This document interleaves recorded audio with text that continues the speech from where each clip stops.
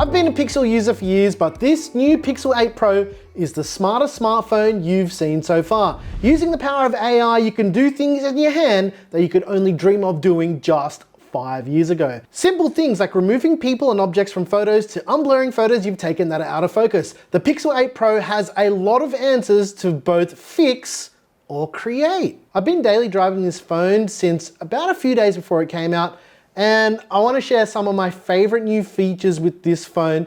The first thing that I thought was really cool is the Magic Editor. I take a lot of photos of Bindi. If you don't know, Bindi is our cat, and I like playing around with weird things in those photos of the cat. With the new Magic Editor, you can do things like hold your finger on an object, and in this case it's Bindi, and you can automatically select the object, which again is Bindi, and you can move it around, you can pinch to resize her, and then you can place it. The AI Magic will also then use generative fill to replace the background, and most of the time it does a decent enough job of replacing the background. It's not perfect, but yeah, it's close. It also gives you a few options, so you can choose the one that you think is the best. I know this isn't groundbreaking for most people out there, and you can do this in Photoshop, but the fact that you can do this now on a device that lives in your hand and in your pocket, I think that's pretty cool. I'm not a huge fan of taking selfies. There's lots of other cool features that you might find useful, like the AI Best Take feature, but I don't even have any photos of myself or anyone that are worth showing.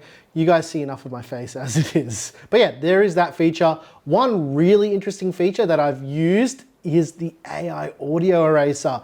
In a video where you have lots of background noise or someone playing music, you can easily erase those unwanted sounds.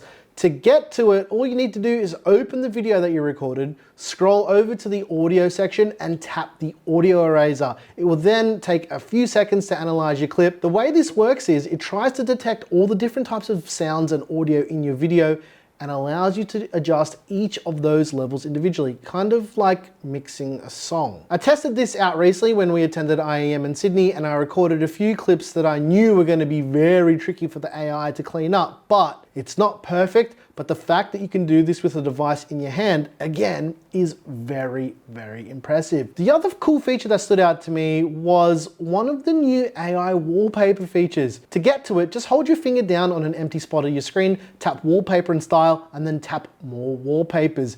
You'll see a new AI wallpaper section, and you can then select a theme. This will allow you to generate AI prompts to craft your own custom AI generated wallpapers.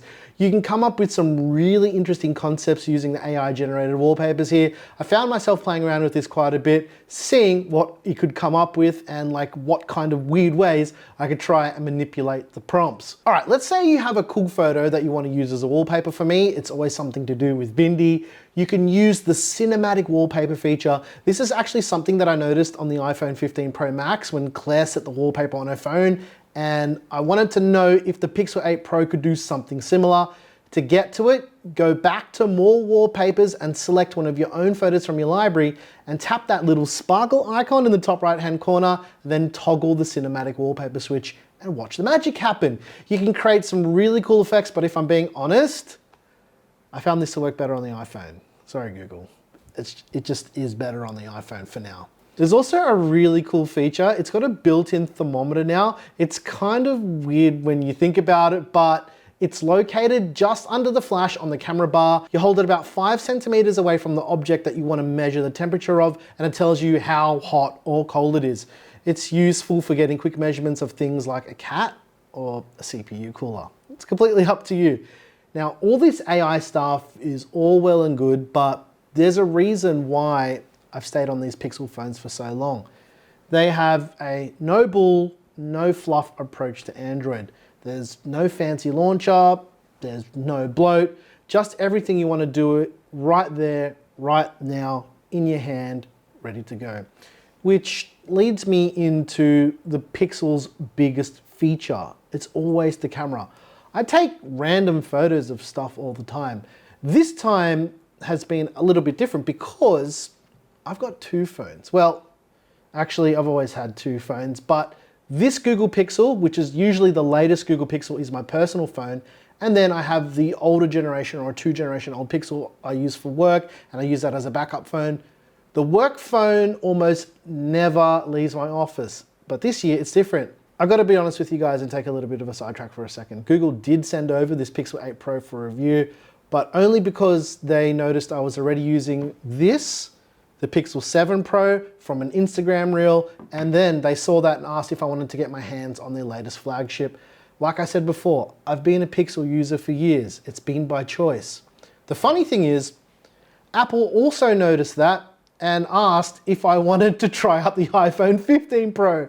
Now, I have 2 of these flagship phones. Actually, scratch that.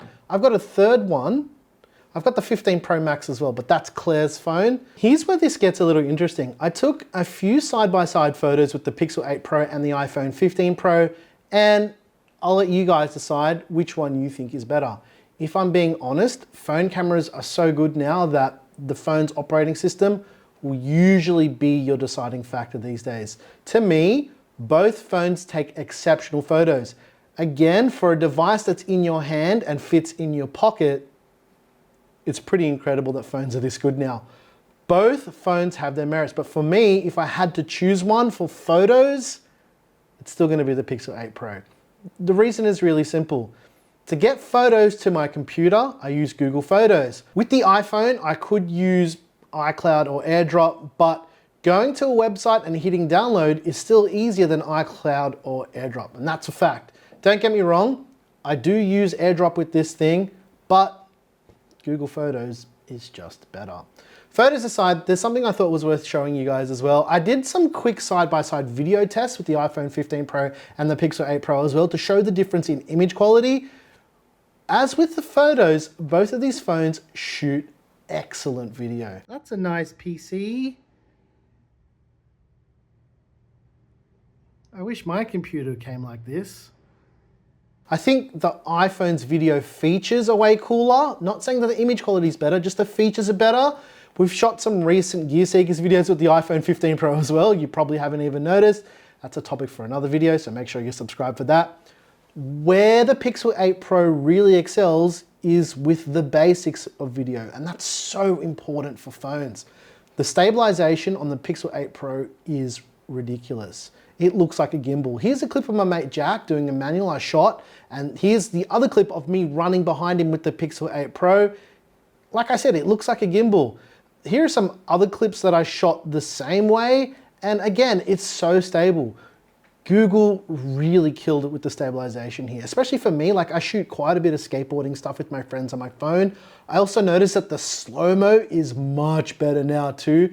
Like, I do shoot a bit of skateboarding, even with the Pixel 7 Pro, and the differences here between the 7 and 8 Pro, big difference here. The video looks better and it feels better. While we're talking about both of these phones, oh, that's confusing. They both have the same wallpaper.